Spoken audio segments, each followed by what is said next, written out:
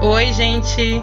Eu sou Camila Andrade, sou instrutora do Centro de Ensino Grau Técnico, Unidade Fonte Nova, e hoje nós viemos falar de um assunto que vem repercutindo muito nos últimos tempos, que é a escolha de materiais antissépticos.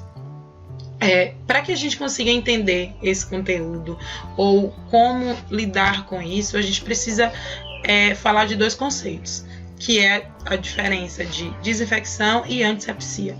Na realidade, os dois conceitos eles têm o mesmo propósito, que é diminuir a quantidade de micro-organismos em uma determinada superfície.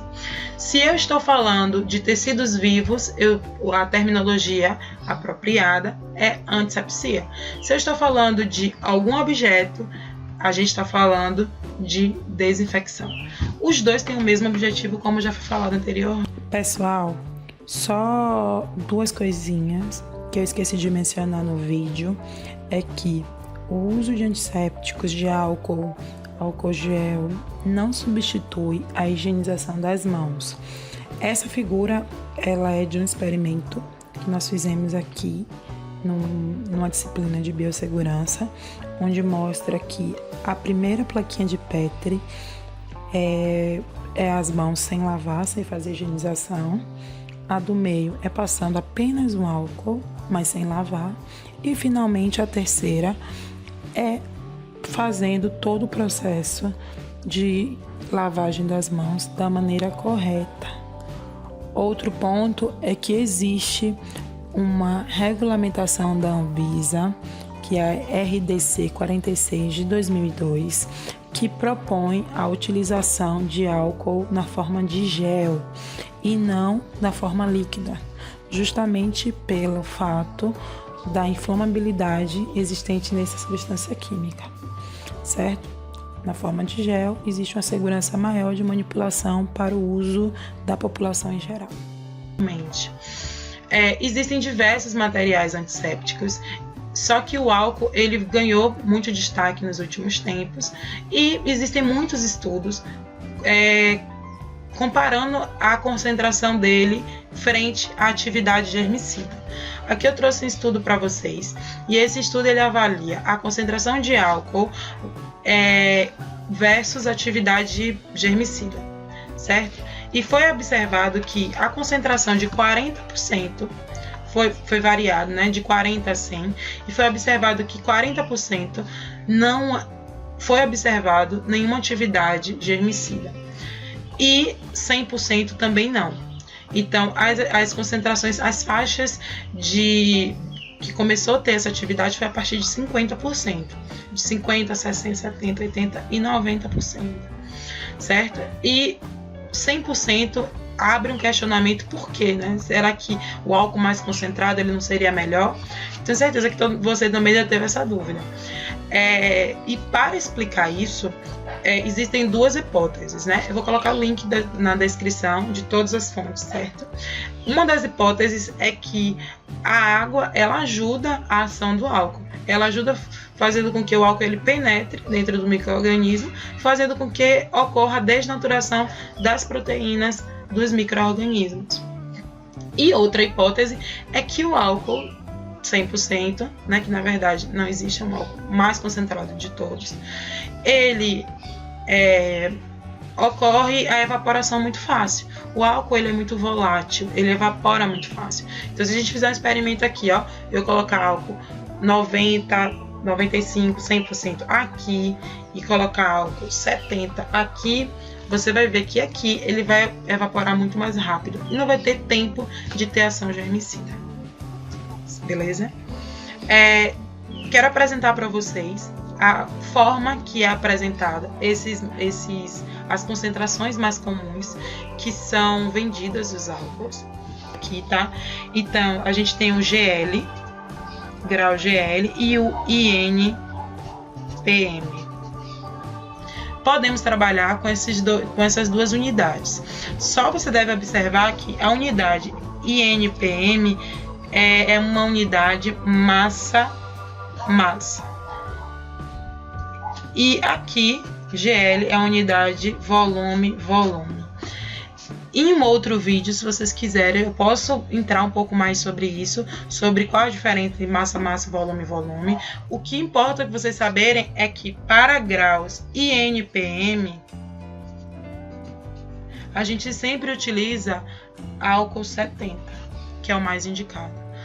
Para grau GL, a gente utiliza sempre a concentração de 77 graus GL. Então, se você vai no mercado e você encontra esse álcool aqui, ó, 92,8 INPM, será que ele é utilizado? Será que ele é indicado? A gente percebe que não, gente. Se ele é NPM, ele tem que ser 70. E como é que a gente faz essa diluição? Ah, outra coisa. Se eu tô com esse álcool aqui, ó, ele 54 GL, ele é indicado? Também não, galera. Porque ele tá muito diluído. Então a ação germicida dele vai ser prejudicada diante dessa diluição, certo? Então vou ensinar para vocês como é que faz os cálculos de diluição, porque na realidade o que a gente vai fazer nesse álcool aqui, ó, que é um álcool concentrado, é adicionar mais solvente, adicionar mais água.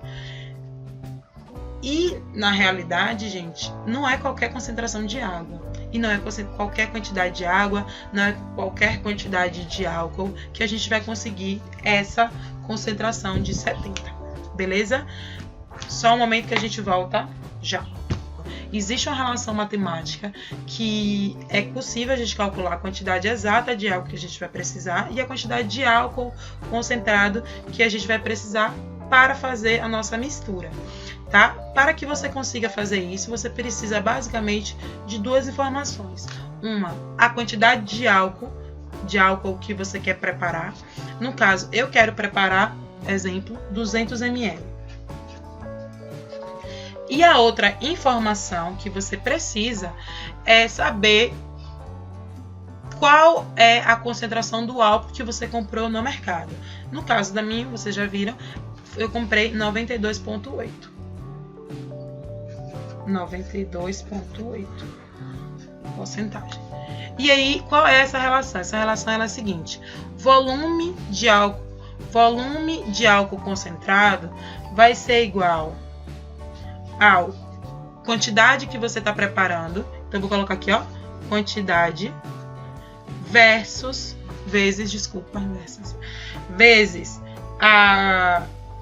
a porcentagem de álcool que você quer chegar, que é 70. Você não quer chegar em álcool 70? Pronto. Isso dividido pela concentração do álcool que você comprou, que é 92,8. Beleza? Fazendo essa conta, gente, só vou substituir aqui esse valor, gente. Qual foi a quantidade que a gente quer? 200, né? Vou fazer aqui embaixo, só para que vocês vejam melhor, de uma maneira mais organizada. Quantidade 200 vezes 70, que é o álcool 70 que a gente quer preparar, dividido por 92,8. Beleza?